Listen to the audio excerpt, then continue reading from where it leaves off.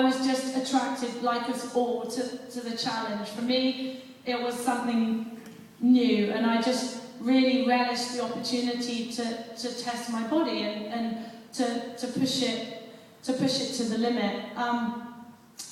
Of course, I'm motivated by the desire to win, and I make no apologies for that. I'm a fierce competitor, and I will do all that I can. I will fight tooth and nail to win a race.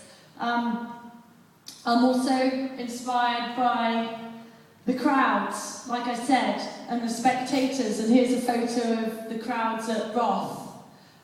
For any of you that were wondering why I do it, it's not just for the sausages and the beer, it's also for the crowds like this. They're absolutely phenomenal, and for me it's not just a race, it's a performance, and I love putting on a performance for the crowds and getting the energy back from them. But you know, the beauty of our sport, like I said, is that the pros get to race on the same day, on the same stage as all the amateurs, and that really is a very unique aspect of our sport, and one which I love. So while you're maybe inspired a little bit by the professionals that you race alongside, likewise, I'm inspired by all of you guys.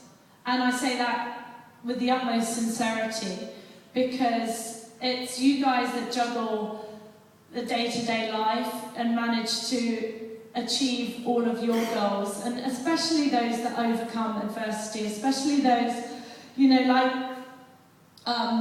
like Jane, like John Blaze, like these kids. They're the people that, like I said, when the going gets tough, I have in the fore of my mind.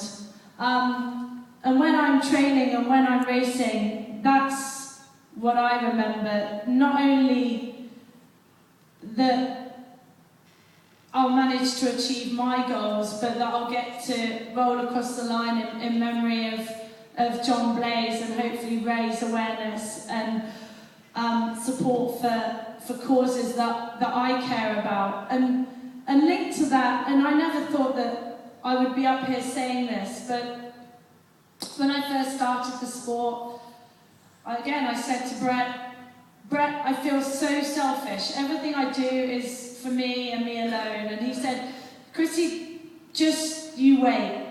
Within a couple of years, through your sporting achievements, you'll be able to affect more change than you ever thought possible. And I didn't believe him at the time.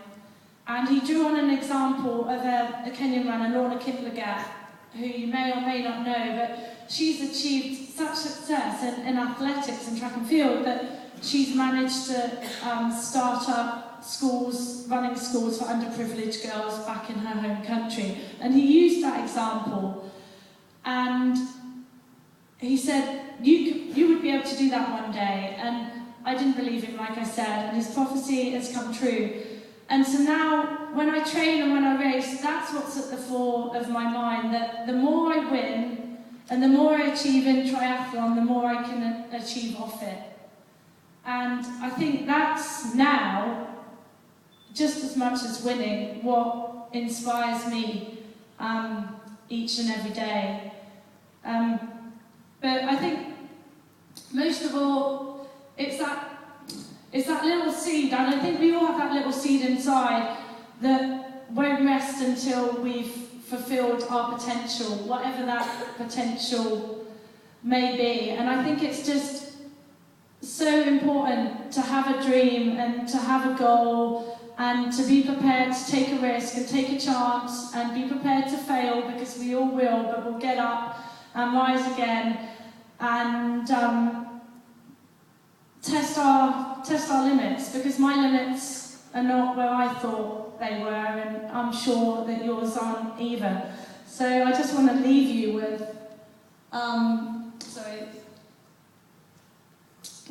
it's got a bit messed up, but it's a quote from my favourite movie, Pretty Woman. But everybody's got to have a dream. What's your dream? And just look inside yourself, think about that, and next time you set a goal, make it a little bit tougher than you might otherwise have done. But I'd like to thank you all so much from the bottom of my heart for coming tonight, for listening to me, and for supporting an amazing, amazing organisation that's doing really, really phenomenal work. I really, really appreciate it. I'll remember this day for a very long time. I really hope you've enjoyed it, and feel free to bombard me with questions.